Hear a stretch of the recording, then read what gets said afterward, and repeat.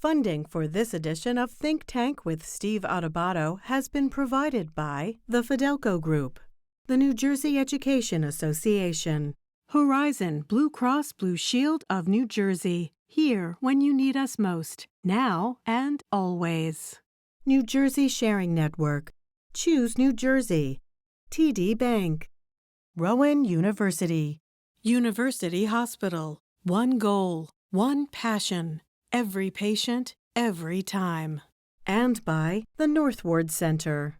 Promotional support provided by Meadowlands Chamber, building connections, driving business growth. And by NJ Biz, providing business news for New Jersey for more than 30 years, online, in print, and in person.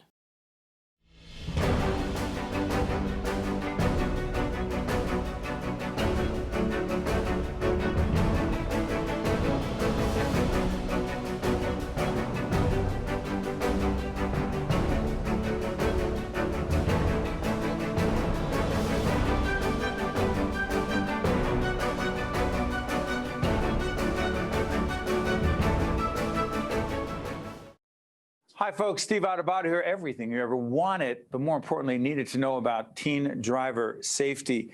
I got to tell you, as we do this program on the 20th of July, our son Chris is turning 17. Our other son Nick is 18. I don't know how challenging this is for other parents, but I would say this. It's not just the anxiety connected to it, but the concern, the teaching our kids about teen driver safety. It's complex. It's important. Now more than ever. We have an expert panel. We kick off with Violet Marrero, who is Consumer Safety Director at NJM Insurance Group. Wendy Berk is Vice President of Development Communications at the Brain Injury Alliance of New Jersey. John Donaldson is Director of Media and Communications at Lenape Regional High School. And finally, Darren West is a former student at Shawnee High School. Good to see all of you. Thanks, Steve. Listen, again, not about us, not about our teenage boys. It's about everyone out there who needs to be concerned about teen driver safety. Let me kick off with you, Violet. NJM, big supporter of public broadcasting, big supporter of what we're doing, particularly around teen driver safety. Why is the Teen Driver Safety Initiative so important at New Jersey Manufacturers Insurance Company? Well, Steve, it really goes back to our roots of safety, which began with policyholders. And so, as you may know, we began in the workplace, making them safer for our policyholders. And it was the policyholder that actually got our start in teen driver safety, who had lost a child and reached out to us looking for some support. And it actually went to Lenape District. So our start is actually with Lenape, and just thrilled that we could come full circle today. But we recognize that by making young drivers safer, we're making the road safer for all of our policyholders, not just the policyholders who have young drivers, because they're sharing the roads with them. And the lack of experience that they have and immaturity really of the brain and the way that it processes puts them at so much of a greater risk, in particular in those first few months that they begin to drive when they get out there on the road. So the more that we can do to educate people and make, and empower families with the information that they need and the tools and resources to protect their young drivers on the roads, the safer that we're going to make the state. And by the way, in terms of public awareness, at the end of this segment, we're going to run a PSA. This is a PSA that is called Heads Up, Eyes Forward. Who produced that, by the way? That was produced by the Lenape Regional High School District, particularly John O'Lenitz, who worked with Darren as a graduated senior from Shawnee High School. And that was recognized, how so? That was recognized by NJM first in their PSA contest, the first time they ran it in New Jersey. And we won the grand prize for that, our students did. And then it was also recognized as part of our collaborative and our compilation of other things that we did for the Heads Up Eyes Forward campaign for You Got Brains Champion Schools program in their 11th year. So it was recognized in both of those. Let me ask you, Wendy, your organization, tell us exactly how and why the Brain Injury Alliance of New Jersey is connected to this initiative. Sure, Steve. So the Brain Injury Alliance of New Jersey started seeing a lot of people calling our organization needing support for young drivers who had sustained traumatic brain injuries in car crashes. And that was going along with an increase that we were seeing in New Jersey among fatalities, serious injuries and crashes. And so we knew that we needed to do something.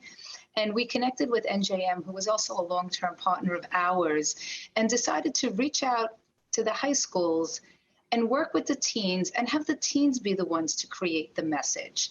We had spoken to teens and did some focus groups and heard from the teens time and time again that they don't want to be lectured by parents or teachers. If they're going to change the way they do things, they need to hear it from their peers in a way that resonates with them. And so we started 11 years ago as a trial, and we thought, let's just see what New Jersey has to offer. And we were just so pleasantly surprised of the energy, innovative ways that New Jersey teens spread the message about being safe drivers. Okay. And we're proud that Lenape Regional High School District was actually one of our pilot schools and have been with us ever since. Hey, Darren, before I come back to you, let's take a look at this PSA. Darren, you had a hand in it, right? Yes. Heads up, eyes forward. Let's check it out.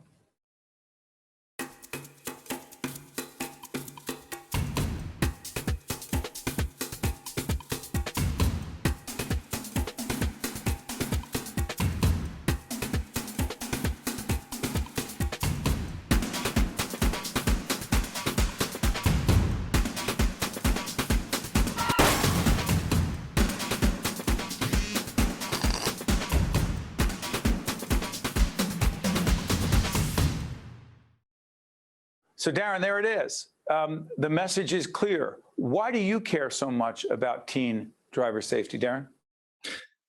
Yeah, I mean, as a new driver myself, I'm 18 years old right now and have been driving for a year now. And really just being on the roads for the first time and seeing all my friends starting to drive too, it really resonates with me, just like keeping like friends safe and new family members. My cousins are starting to drive. So I wanted to kind of help spread the message to the whole school district and to everybody, really. Hey, Darren, let me ask you, how honest the conversation is there among your peers about a couple things? I don't want you to feel put on the spot, but again, you're closest to this. A, how much of an honest discussion is there about drinking and driving? I say it's definitely a factor. Like, I know I've heard people saying like, I mean, people know the dangers of drinking and driving, obviously. So I've definitely heard people talking about like, oh, designated drivers, not drinking and driving just in general. You've heard them talk about that. And have you seen a consistent number of teens not taking the wheel because they have been drinking and having a designated driver? You see that? I have seen that on occasion, yeah. Like just being very conscious of that and being careful on the road. John, let me ask you this. Media communications, which makes me think of another distraction and issue on the roads. How serious a problem, and there are major distractions, and by the way, texting is just one of them. There's food, there's drinking, there's a lot of things going on. Talk to us, John, about the distractions out there and its impact on teen driver safety. Please, John. So yeah, Steve, as you brought up, there's many distractions. When you and I first started driving, you had a dial on the radio and that was about it. These cars, the kids have their phones now. They have all these different devices hooked up to the car, not just their phones. And it's a different world. And we began this 11 years ago. And these are huge distractions for kids because, as you know, these are devices that are in their hands 24/7. It's where they live. And to tear themselves away from it while they're in the car is not an easy thing. It almost becomes an addiction to be on that device, and to be able to put it down is super important for these kids. Yeah, there are other distractions like food, having kids in the back of your car that could be distracting you with noise, things of that nature. But we feel that one of the biggest ones is having that phone and being able to turn it off and put it away while they're in the car. So we really focus a lot of our messages towards that, because we find that that's the hardest one to tear themselves away from. I think Darren and everybody would agree with that. So that's kind of where we focus, in that, we do other messages as well because they are important messages, but we find that one is super important, Steve. Hey, Vi, let me follow up with you.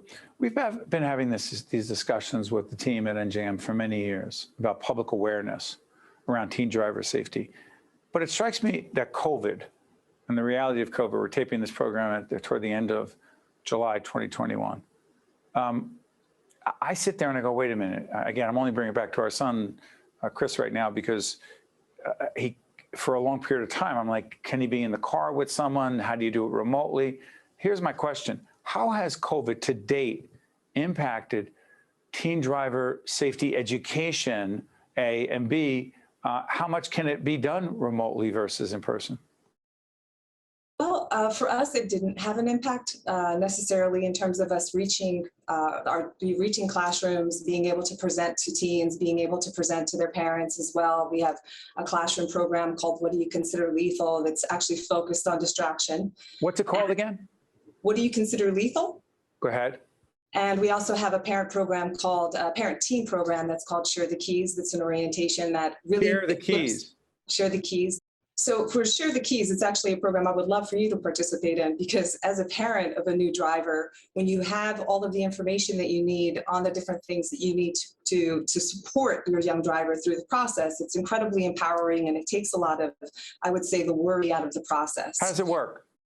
So we host orientations at high schools. We also host them virtually.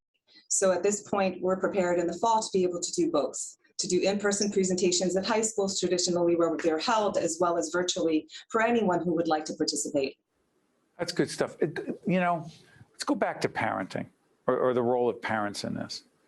I literally said to my wife, and again, I'm only talking about us because we're in the middle of this right now. We represent millions of other parents who have gone through this or going through it. I said to her, hey, Jen, we need to get Chris out on the road more, and certain kinds of roads, parking, parallel parking is another story. But that being said, Wendy, let me ask you, from your perspective at your organization, how much should parents be engaged and involved versus, quote, delegating it to professionals in the field of teen driver education and safety? I know there's no clear-cut answer, but a lot of parents struggle with that. Please.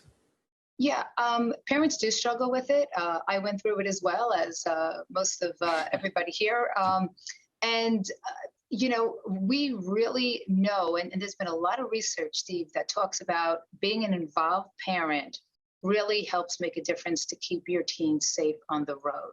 Now, the structure in New Jersey is typically that people will hire somebody for those 6 hours behind the wheel, which it sounds like your son is doing now. But what we try to drill into the parents, and that's a big component of Share the Keys. It's a large component of what we, try to educate people about, is that practice, practice, practice. And we're talking to high school kids and their parents, parents like us who have spent hours driving their kids to soccer fields and baseball practice and music lessons. And yet, for whatever reason, that's not translating to when they're starting to drive. And so there is legislation pending about increasing practice hours. But as you said, there is nothing more important than having those teens practice and having the parents be in the car, because what we find out is that parents really are the biggest role model, and parents will teach their kids how to drive, and they will learn the rules of their road as long as the parent is following that and practicing in all different speeds, all different roadways, all different weather, nighttime, daytime. So practice, Steve, we can't stress how important that is to be involved with your children. There's TikTok videos, there's PSAs, there are campaigns.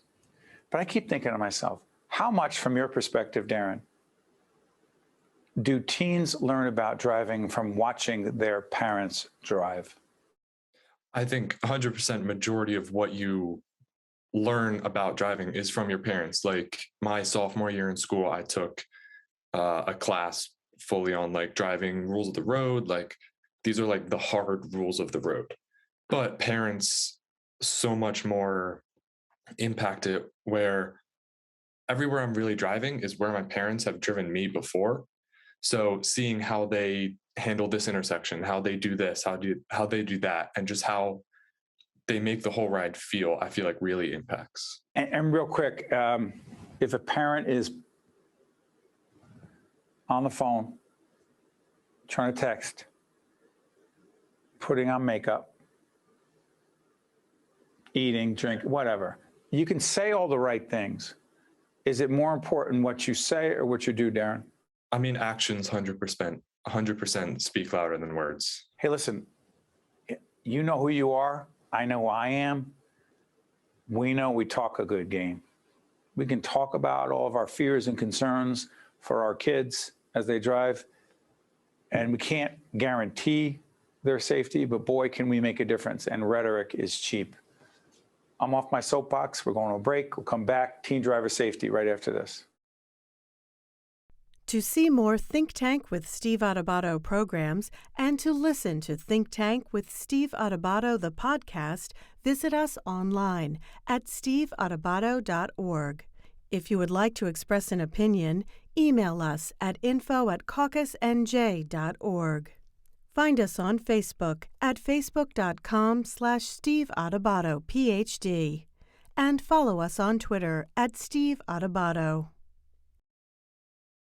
We're back talking about teen driver safety. There are not many issues more important than this. John, you were talking during the quick break. I was talking about parents. I was on my soapbox. I'll get off. You get on yours. Go ahead.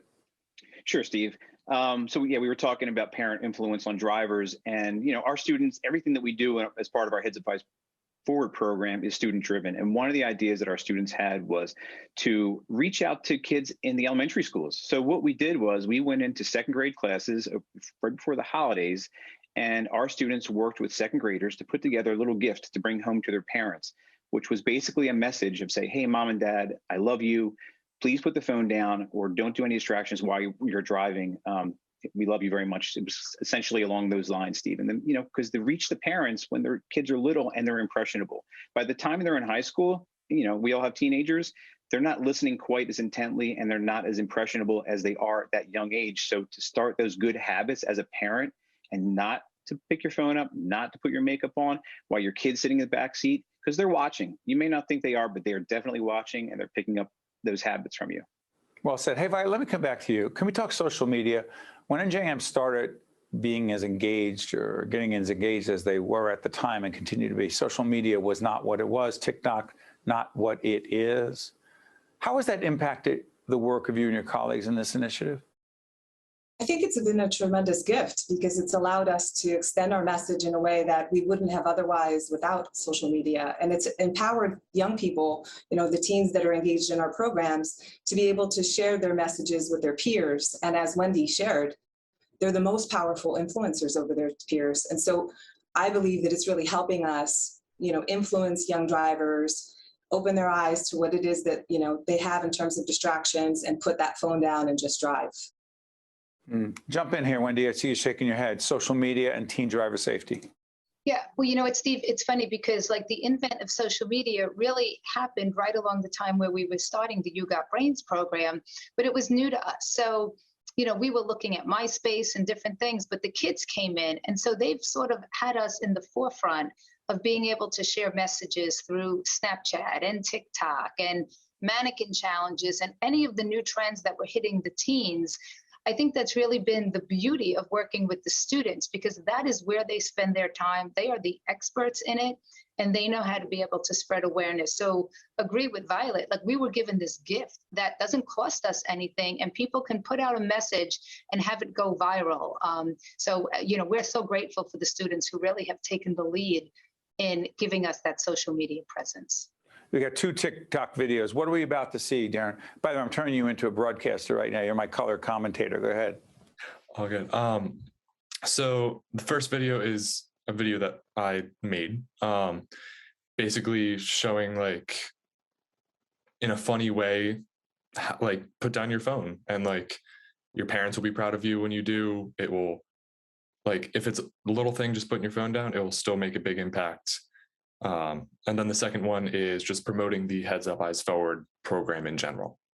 Hey, TikTok makes a difference, so check it out. Just so you know, Mom, I am about to do something that is very, very big, very important. When you hear about it, you're going to be very proud.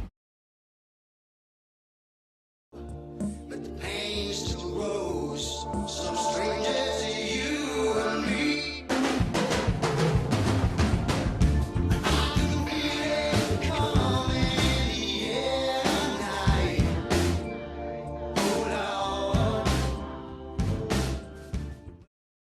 Darren, I have to ask you, not only what was it like doing it, what has it been like getting the reaction you've gotten? Yeah, I mean, making the videos is just so fun in the first place because I do research by just looking at TikToks and getting my ideas from there, which is so fun to begin with. And then making those videos and putting it out to this giant audience is just really fun. And it's rewarding seeing the views on the videos, seeing people like the videos, and seeing that it is hitting an audience. Let me ask you something, John. As you listen to Darren right now, yes, I've been on TikTok. Our daughter on TikTok more than I'd like. And an awful lot of them, I'm way too old to get a lot of them, but half of them I'm like, what, why, what do you? And then I listen to Darren. It isn't just the technology and the platform, it's how you choose to use it. Correct, sir? John, jump in. 100% correct. And you know, what we love to do with the kids is let them have some fun with it. These are serious messages, but they want to have fun. And there's nothing wrong with having fun and spreading this message. So, you know, the videos we saw that Darren was a part of making are a lot of fun. We've done other ones throughout the year. Also on our Twitter page, we have a lot of fun with things that are in the current news. So like we took Ever Given when it was stuck in the Suez Canal, and we photoshopped our magnet that we have here on the back of the ship and said, hey, Ever Given, you are not our prize winner this month because we have a weekly parking spot prize that we give out. But, you know, here's a magnet to put on the back of the ship, and we put it on the back of the ship, and we have some fun with it. So whenever things are trending like that, we try to jump on them and make them part of our campaign because that's what, you know, they're watching. So Violet, this can be done in such a way. It's a serious business, obviously serious injury and death. And we've known too many horrific stories where things have gone wrong on the roads with young people, serious injury and death. But let me ask you, having fun with it and learning is one thing, but the other thing is that you have a relationship with CHOP. Tell everyone what CHOP is and why it's connected to this initiative. Well, it's Children's Hospital of Philadelphia. Right. Yeah, and we've partnered with them to work on a driving assessment that's really going to revolutionize the way that we assess teen driver safety. So it's basically a simulated experience with the most prevalent crash experiences that teens would have. And it accurately predicts their pass or fail rate on a road test. It also accurately predicts their crash experience. And so, you know, I want you to imagine taking your child to their pediatrician and having them do this assessment as part of their physical, the annual physical, and coming away with a report that tells you exactly where their weaknesses are behind the wheel and what you can do to strengthen them. And that just, to me, changes everything. I know as a parent who's raised 3 children who've gone through this process, it's an incredibly exciting thing to be able to turn over. It's also, for me, exciting because, you know, this was a very difficult year that we had. And young drivers didn't get the experience that they needed on the road. They didn't get that exposure. And we're also seeing very alarming trends when it comes to things like speeding, where they represented a study that was recently done by GHSA. Yeah, fewer people on the road. What's the big deal if I'm speeding? Yeah, well, and the thing is that people sped more and they were more distracted, right? Which speaks to this campaign and the importance of spreading this message. But in particular, when you think about young drivers being vulnerable drivers, they happen to represent as drivers and their passengers, the largest contingent of drivers who are involved in fatalities when it comes to speed. And so that's another alarming trend that, you know, we really want to work to address and see reduced as quickly as possible. So listen, to Violet, to Wendy, to John, and Darren. And by the way, Darren, as a young person who comes on public broadcasting and other platforms to handle yourself as well as you have done for the last half hour is very impressive. You've made a difference, and not really sure, and you're a leader. I'm a student of leadership, and I know it when I see it. A lot of people are proud of you. Thank you. Thank all of you. So listen, folks, teen driver safety. It's not about being on a soapbox or preaching. It's about protecting our teens. Driving's serious business, and we need to be in this together, teaching, advocating, preaching, and actually doing the right thing ourselves as parents, right? Modeling good behavior. This has been all about teen driver safety. I cannot imagine a more important topic. And I'm Steve Adubato. That's a great panel. And we'll see you next time. Think Tank with Steve Adubato has been a production of the Caucus Educational Corporation. Funding has been provided by the Fidelco Group, the New Jersey Education Association, Horizon Blue Cross Blue Shield of New Jersey, New Jersey Sharing Network, Choose New Jersey, TD Bank, Rowan University, University Hospital, and by the Northward Center. Promotional support provided by Meadowlands Chamber and by NJ Biz. Hi, I'm Abby. You might see me as an ordinary person, but I've been living with a brain injury since 2018. Opportunity Project gave me hope, and I've gained confidence through job skill training and helping my family. Despite my challenges with memory, I see a possibility to keep improving. If you have a brain injury, you don't have to face your road to recovery alone. Learn more about Opportunity Project and its partnership with Children's Specialized Hospital.